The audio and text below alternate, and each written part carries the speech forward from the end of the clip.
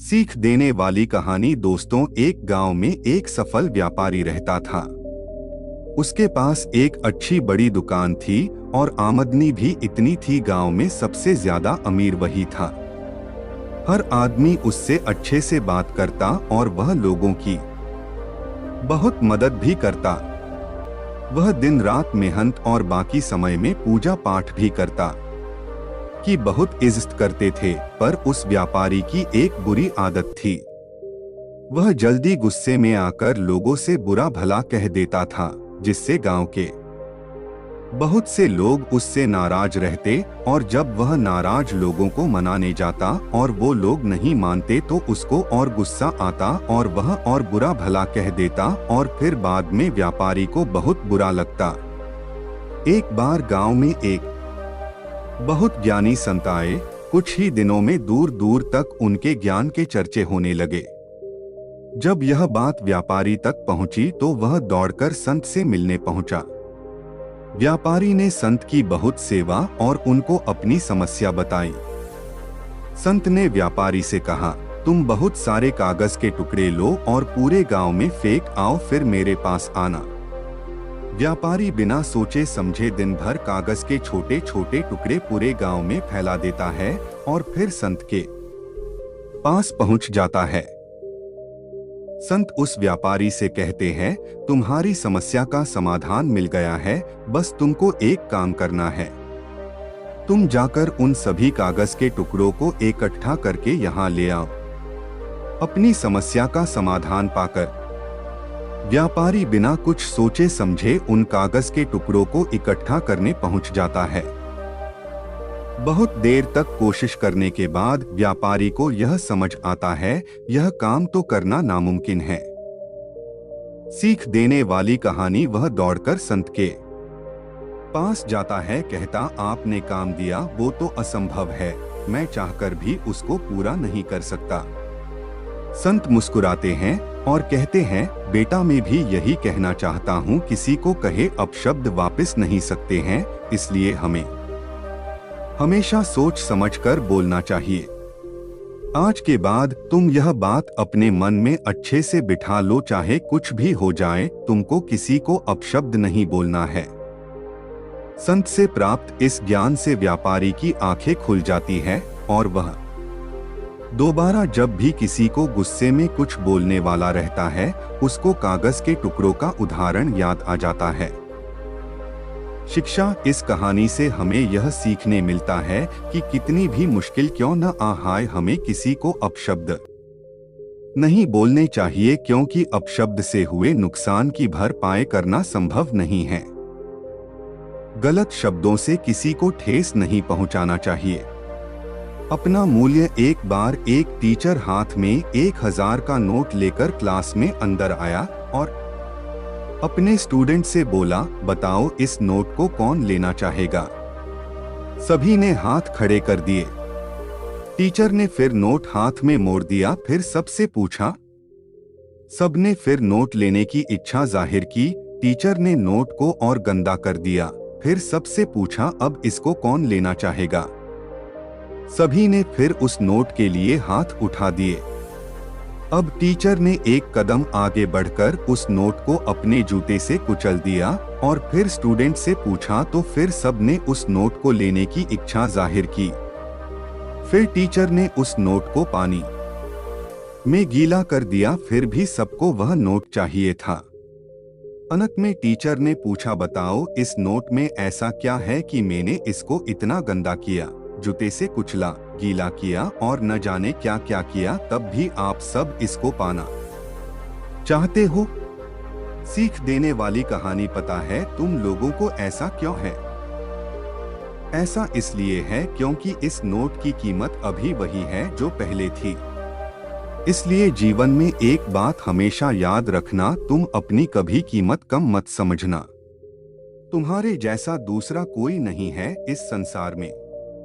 जीवन में चाहे कितनी भी मुश्किल और बुरा वक्त आए, तुम अपनी कीमत मत गिरना।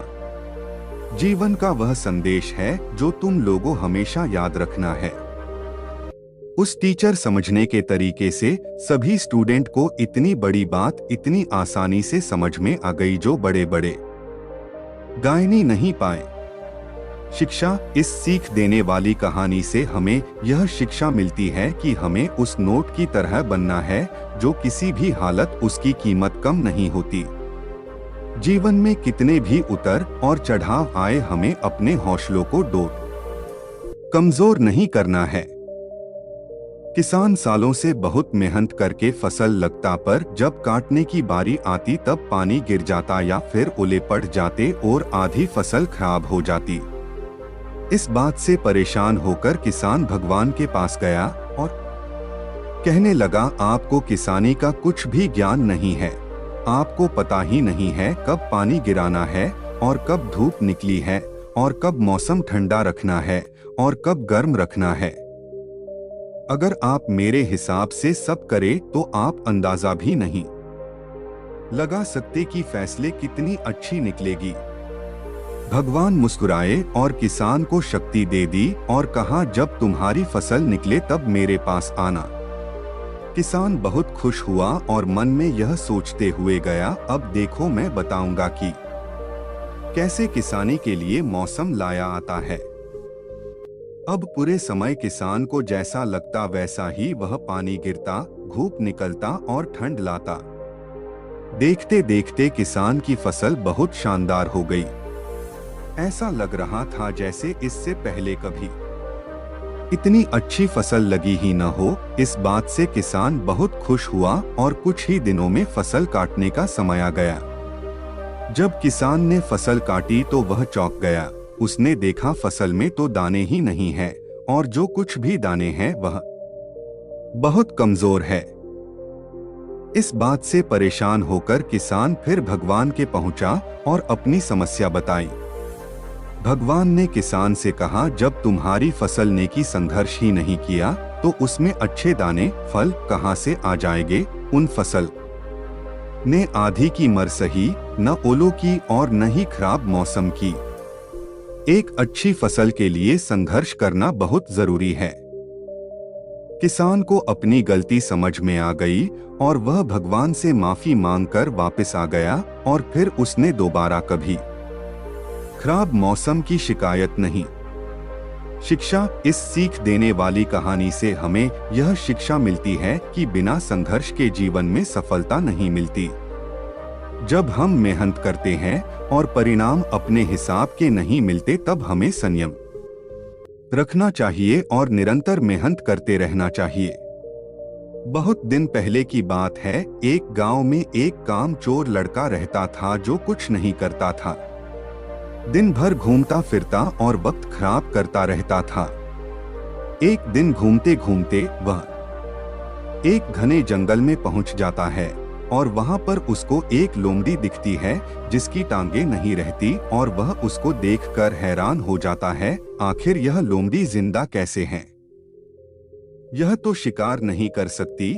कुछ समय में वह पर शेर दहाड़ता है। वह लड़का डरकर पेड़ पर चढ़ जाता है और देखता है शेर शिकार करता है और कुछ हिस्सा उस लोमड़ी को डालकर चला जाता है।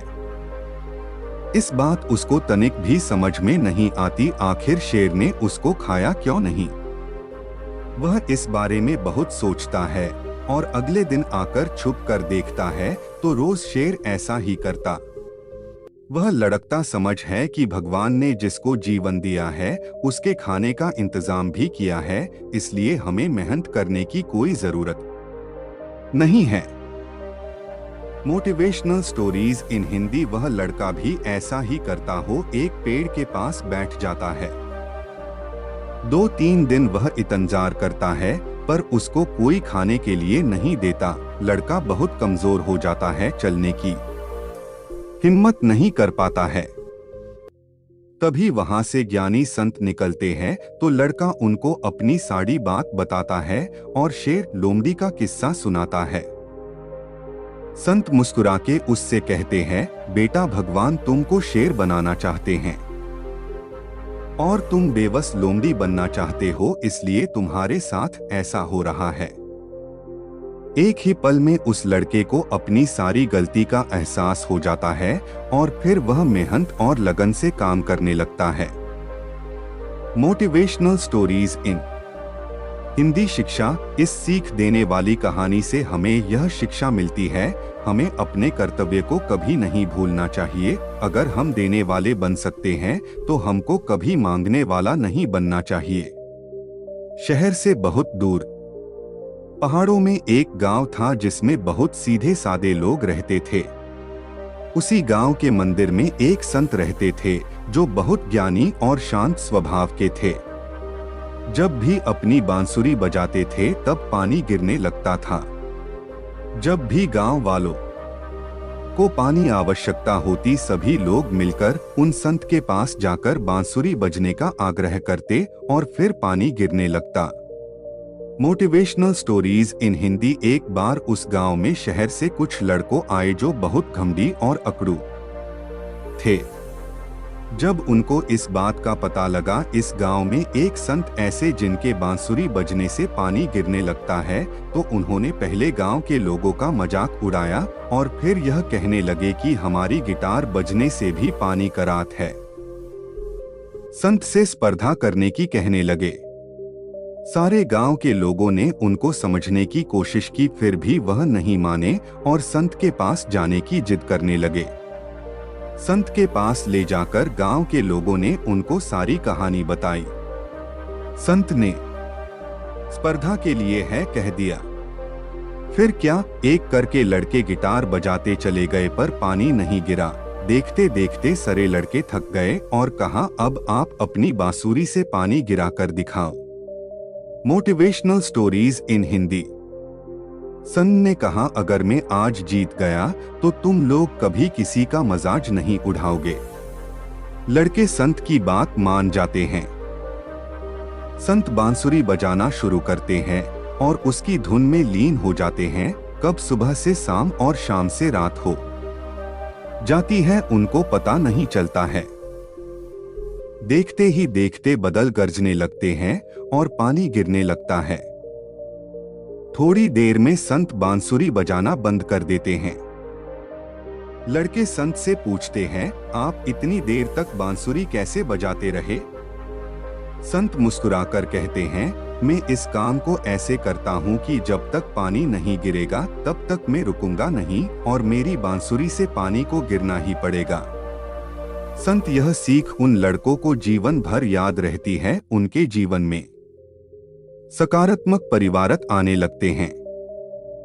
शिक्षा। हमें सीख देने वाली कहानी से यह शिक्षा मिलती है कि हमें अपने लक्ष्य को पाने के लिए तब तक मेहनत करना चाहिए जब तक हमें वह प्राप्त न हो जाए। मेहनत इतनी ज्यादा करनी चाहिए कि लक्ष्य प्राप्त हो ही जाए। एक बार की बात है, एक पति अपनी पत्नी को एक कीमती घड़ी देता है और वह उसको संभाल रख देती है, बहुत काम उसका इस्तेमाल करती है। एक दिन जब घर में पूजा होती है तब गांव और उनके बहुत से रिश्तेदार आते हैं। पूजा की भागादौड़ी में पत्नी भूल जाती है उसके हाथ की घड़ी कहीं गिर गई है और जब रथ को इस बात का ख्याल आता है तो वह बहुत परेशान होकर घड़ी ढूंढने लगती है। इसी काम को करते बहुत देर हो जाती है।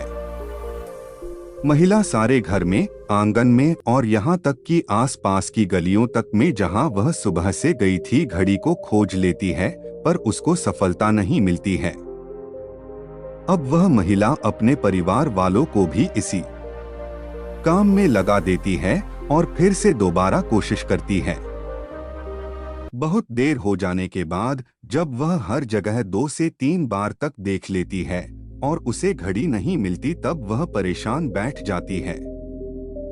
उसकी परेशानी का कारण जान के उसका पति पत्नी से कहता है, तुम सब लोग यही बैठो, मैं अकेला घड़ी की खोज करूंगा।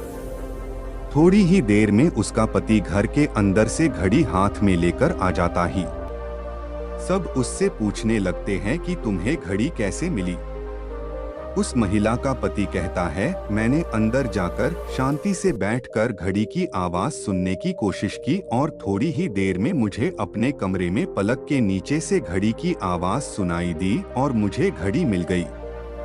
शिक्षा। इस सीख देने वाली कहानी में यह शिक्षा मिलती है कि कभी कभी जब हमें कुछ समझ में नहीं आने लगता है कि जिंदगी में क्या करें, तो हमें शांति से बैठकर इसका चिंतन करना चाहिए और हमें एक नया रास्ता मिल जाएगा अपनी मुसीबत से लड़ने का। एक बार की बात है, एक नौजवान लड़का बाहर से युद्ध कला में निपुण होकर अपने गांव वापस आता है। गांव में एक पहुंचे हुए गुरु होते हैं जो गांव के सभी लड़कों को युद्ध कला का अभ्यास कराते हैं। वह लड़का एक दो दिन गांव में घूमता है और यह जान लेता है कि इस गांव में प्रसिद्ध होना है तो इस गांव के गुरु को युद्ध में हराना होगा।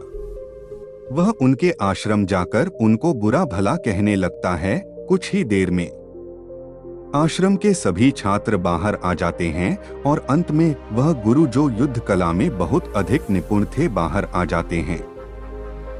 वह लड़का जैसे ही इन गुरु को देखता है तो अपशब्द कहने लगता है। कुछ देर तक लगातार यह सिलसिला ऐसे ही चलता रहता है। गुरु शांति और संयम से उसकी बातों को अनसुना करते जाते हैं। इससे लड़का और अधिक चिढ़ जाता है और उनके पूर्वजों को ना जाने क्या क्या कहता रहता है। बहुत देर तक जब गुरु कुछ नहीं करते हैं तो वह लड़का और अपशब्द कहकर फिर उस आश्रम से वापस चला जाता है। जब वह गुरु अंदर आते हैं तो आश्रम के सभी छात्र फिर कहने लगते हैं, आप इतने कायर कैसे हो सकते हैं? आप युद्ध की इतनी अच्छी कला जानते हैं और आप हमें भी युद्ध करना सिखा रहे हैं। अगर आपको उससे नहीं लड़ना था तो हमको आदेश देते, हम उसको तुरंत मजा चखा देते, पर आप तो बहुत कायर निकले। हमें आपसे यह उम्मीद नहीं थी। गुरु पहले शांत रहते हैं और अंत में जब सब अपनी बात कह देते हैं और गुरु को दोषी ठहराते हैं, तब वह शांत होकर अपने शिष्यों से कहते हैं, मुझे एक बात बताओ, अगर कोई तुमको कुछ देना चाहता है और अगर तुम उसको नहीं लेते तो फिर वह वस्तु कहाँ जाती? उनमें से एक बोला, फिर वह वस्तु उसी के पास रहती है जो हमें देना चाहता, क्योंकि हमने तो वह ली ही नहीं। गुरु मुस्कुराते हैं और कहते हैं, यही तो मैं तुम लोगों से कहना चाहता हूँ कि जब मैंने उसका अपमान, क्रोध और घृणा ली ही नहीं तो वह उसके पास ही रह गई। आज का ज्ञान तुम लोगों के लिए यही है कि बेवजह अपनी शक्ति का प्रदर्शन ना करें। जीवन में तुमको बहुत मूर्ख और ऐसे लोग मिलेंगे जो बेवजह तुम्हें मुसीबत में डालना चाहेंगे। ऐसे समय में संयम रखें और इस बात पर गौर करें, क्या वह वस्तु जो वह दे रहा है लेने लायक है या नहीं। अगर वह आपको अपमान दे रहा है तो आप उसको तनिक भी ना ले और वहां शांत रहे। शिष्यों को डांट। गुरु की बात सुनकर अपनी गलती का एहसास होता है और सब गुरु से माफी मांगते हैं। शिक्षा। हमको सीख देने वाली कहानी से यह शिक्षा मिलती है कि हमें बेवजह अपनी शक्ति का परीक्षण नहीं करना चाहिए और सामने वाले व्यक्ति की भावनाओं को समझकर व्यवहार करना चाहिए। अगर कोई हमें अपमानित कर रहा है और हम अपमान महसूस नहीं कर रहे हैं तो वह अपमान उसी के पास रह जाता है।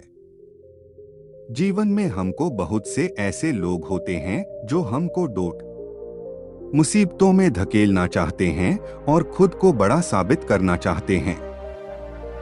ऐसे में हमें शांति, संयम और विवेक से काम लेना चाहिए।